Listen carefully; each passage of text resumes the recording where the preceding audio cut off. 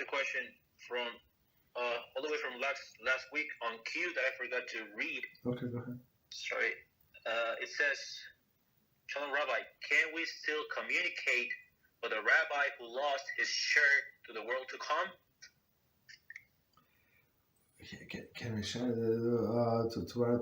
I mean, it depends what a connection. So it's actually this famous story from Gemara when Rabbi Meir was communicated with Acher, his rabbi, who actually did lose the share in the world to come. And it was like a bus call. It was announced from heaven that he did lose, like everybody. So it says everybody is welcome to do Teshuvah again beside this Acher, right? Alisha ben Nevuya, right? So it's like, and Rabbi Meir, with his greatness, so he said that. So they say, Rabbi Meir, how could you learn from this? He's Acher, right? Acher means other, right? And he said, it's like a pomegranate. I suck the juice and throw out the peel. But with us is until like so that's story from Gemara. So now shifting to the question. So to say that somebody is lost his share in the world to come while the person is alive, so he did not did not lose share in the world to come. At least we do not know. So he might be Apikores. That's for sure. And it says that we must avoid the Apikores and stand as far as possible for them. Right? That's a different story. But to say that somebody like lost in share in the world to come, it's like I would not make this statement. You understand? Because a person can always go like turn around and do Teshuvah. But for us, if we're not strong in our belief, like Rabbi Meir, he know what is right and what is wrong. So it's very, very dangerous. It's very, very dangerous for us. And in some sense, maybe it's for us, like putting a stumbling block in front of this blind, because he would need some unities. He would need some students to learn his Apikores. That's the issue. Understand? So we're trying to stay away from these people. But to say that he lost the share in the world to come is far-fetched. While he's alive. Okay. Thank you, Rabbi. Yeah, you're welcome. So, in regards to this, so the guy is like a sling tongue speaker, like I don't know, a Mahdi and a Rabim. Yes. Of high standards. Would it be like the proper thing to do to not even slightly closer to this person? Yes. So as you say, you said yourself, this good speaker, and it sounds good. And the people send me one guy, very, very like famous in Israel, right? And he calls himself Rabbi, and he's big on TV, right, on TV. So and on TV they introduce him, or he introduces himself. I saw the few interviews. So I'm Orthodox. I'm Orthodox Rabbi Hasid. So like, of course, he's a professor plus on top. So like, I was shocked. Like the people on TV. Like, I mean, I don't like. There are clips. I saw the clips. So they introduced him Orthodox Rabbi Hasid. Like, why would you like? I never heard anybody was introduced like that. So you understand? So of course I listened to him for 5-7 minutes. So he's not Orthodox, he's not Hasid. You understand? He's a professor of law, or he's from the States, from whatever, right? That's what he is. But he has nothing to do with Judaism. I mean, he's a good historian. He writes books, but whatever he says about Torah is totally opposite. So, but he very good speaker, and sometimes he gets emotional, very emotional, and I saw on many networks they actually highlighted him on many different websites. Whatever he said about Ukraine, right? The Ukraine fighting with Russia, and he said, "So I'm from Ukraine, and they promote this Nazi, that Nazi, they put statues of them, named streets, and he got so emotional in Ukrainian TV. It's all Jewish networks had subtitles how he said that. It's unbelievable, such a big hero. So for me, it's not hero. Whatever he said, it's only damaging to the Jewish people to say like that, right? That one country is better than the other. You understand? But people who do not know, they were so impressed, and I saw this just now. Of course, I don't read this garbage, but only a number of the commentaries, all the likes from all of the I don't know who put this but the guy's Apikores Gamor. Whatever he said yes. Now is the situation in Israel. So they say, is it the war going with Magog? So it was a few weeks ago about this situation in Israel. He said no. It's the war about Gog and Magog, and says it's Yecheskel chapter this and this, and he started explaining, and he said for that war, Gog and Magog, all the countries around us are going to attack us, so we need the new technology. So atomic bomb is not going to be enough. We need the better technology. So and he's I don't know how many people watch this TV, but it's you see this nothing about Teshuvah, nothing about that Kodesh Baruch Hu. I'm Rabbi, I'm professor, and I'm Hasid. You understand? That's how I'm Rabbi, Hasid, and then professor, or sometimes professor first. You understand? So and zero about doing Teshuvah, because he's from that sect of Hasidus. You understand?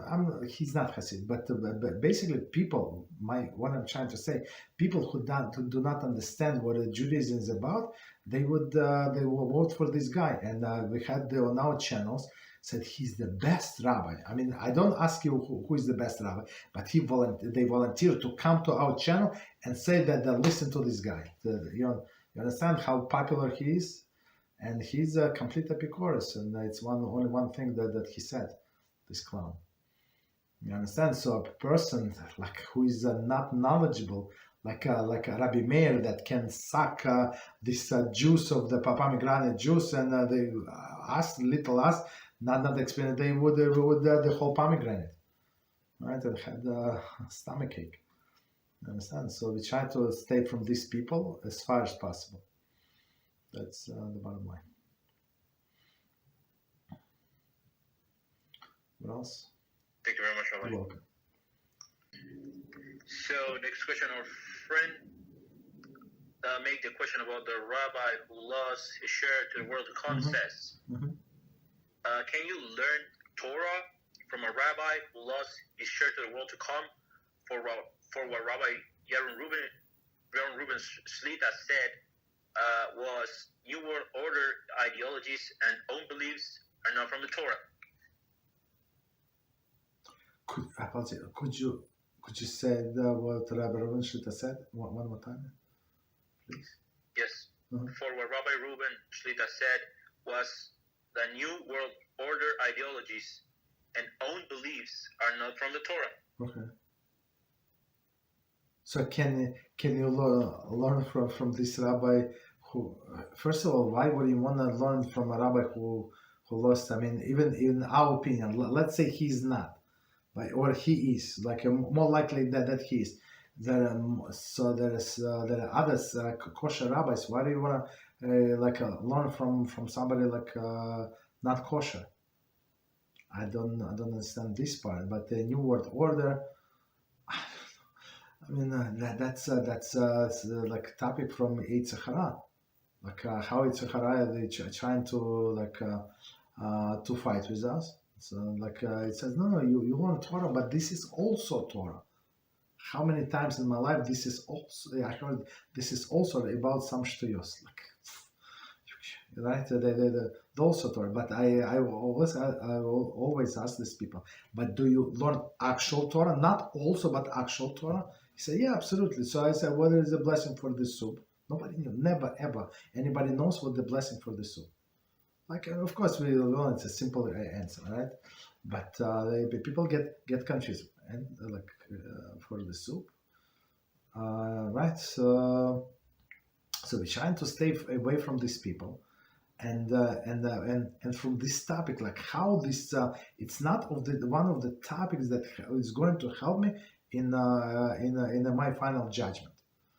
You understand? So when person comes to the final judgment, is he or she is going to be judged how we perform this world, like how many mitzvahs we did and how many averas we did.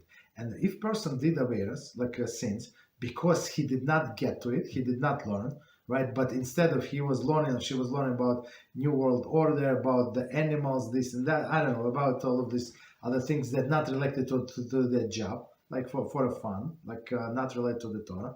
Like a person is going to be judged as all of these unintentional sins are going to be judged as intentional sins because you had time, but you spend you decided that you want to watch TV, you want to watch I don't know, Super Bowl, this ball, that ball, or hockey, or whatever they watch. You understand? Olympic Games, right? So you spend your time. You have the time. Hashem said, you're going to say, I give you the strength, I give you the health, and that's how you used it, right? Instead of learning Torah, so it was a waste of time. You understand? So all of these things that you did not learn, even though you could have, so it's like you're intentional because you despise my Torah, right? And it's that's what we had this clip long time ago. So Hashem said that, I think it's in Yeshayahu or Yirmiyahu. So we had this verse there. So Hashem said, because they despise my Torah. And the commentator said, Hashem, we despise your Torah? Like we said, they discussed, and when was it?